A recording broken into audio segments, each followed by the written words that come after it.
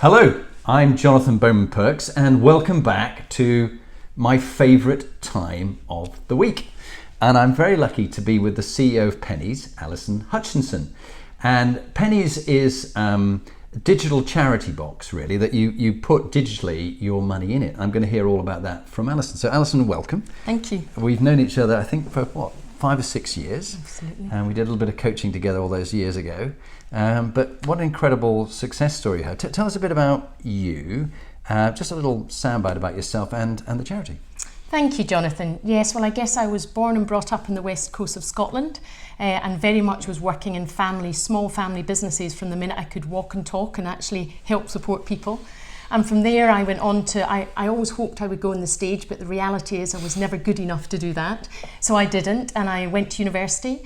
I then got an opportunity in technology with IBM, seeing very early on that actually how technology transforms businesses has always been a great passion of mine. So I worked with IBM for about 15 years before I crossed the divide and then worked in financial services more as the customer rather than as the deliverer of technology, and then went on through to working with retail, financial services, and now run Pennies as a charity and sit in 3 boards as a non-executive. Wow, that's a busy time, a lot going on for you.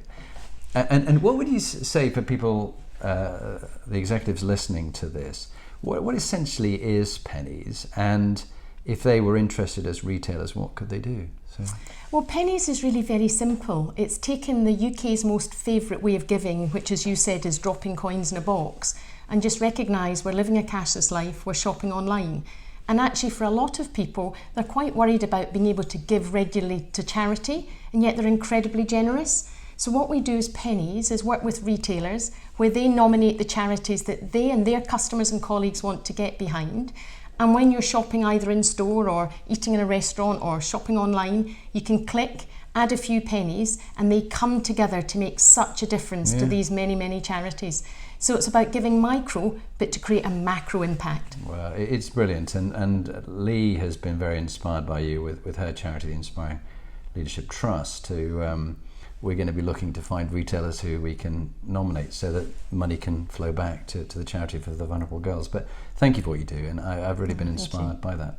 And talking about inspiration, who are the kind of people that inspire you, and what is it about them? Yes, thank you, Jonathan. Well, I'm one of those people that don't have one big figure that inspires me. In fact, I see everyday people inspiring me in what they do with their lives and how they do it. Clearly close to home, my mum was one of the most inspiring people I worked for. She was the daughter of a gardener, met my dad. They ran lots of successful small businesses. Then sadly my dad passed away and she created another successful business.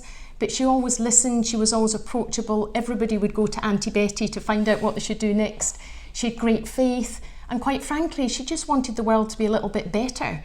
And that for me is so inspiring. So when I work with so many charities, just the other week I heard this most articulate young woman who sadly was abused from a very young age by her father.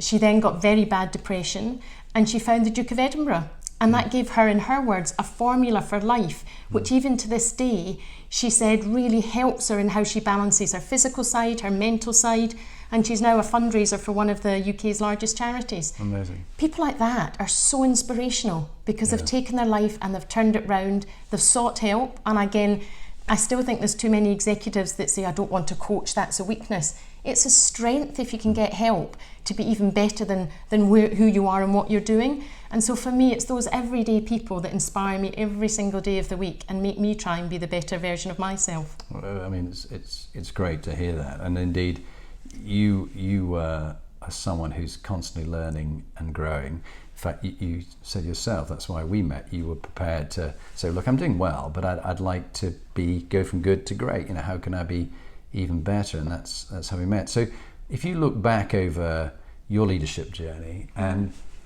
only the strong can be vulnerable, as we discussed before. So what do you think, looking back, was some of the leadership style that you had at the time, which didn't kind of work as well as it is doing now? Because people speak very highly of you now as a leader.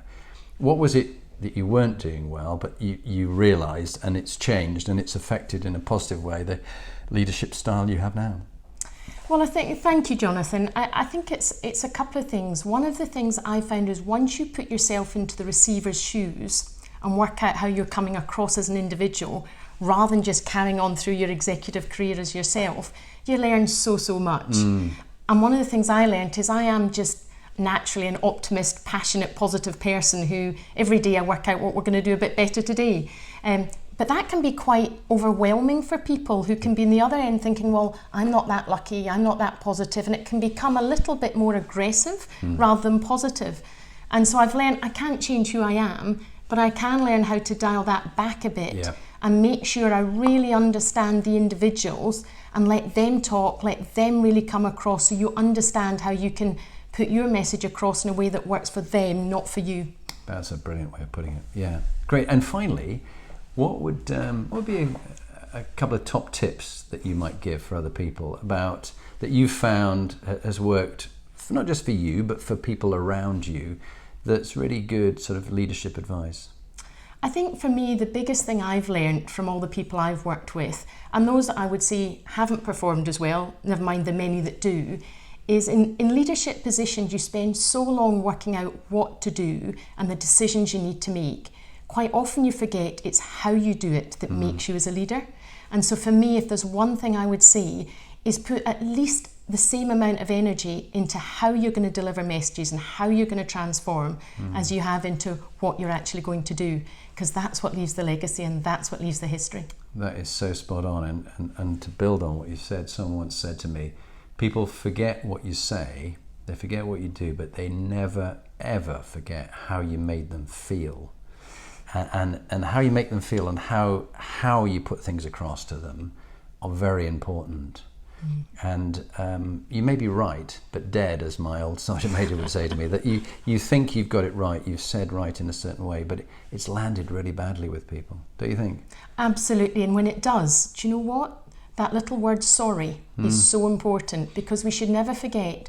I probably still do come across a bit strong sometimes, but if you've recognised you've maybe slightly got the wrong edge, I'll say, look, sorry, I think I've met, can we just you've just got to remember that we're all human at the end of the day. We're all vulnerable, we all make mistakes, we should all just recognise it, apologise, learn from it and make yourself a little bit better. Brilliant. Alison, thank you very much indeed. Thank you, Jonathan. It's been great spending time with you. Thank you.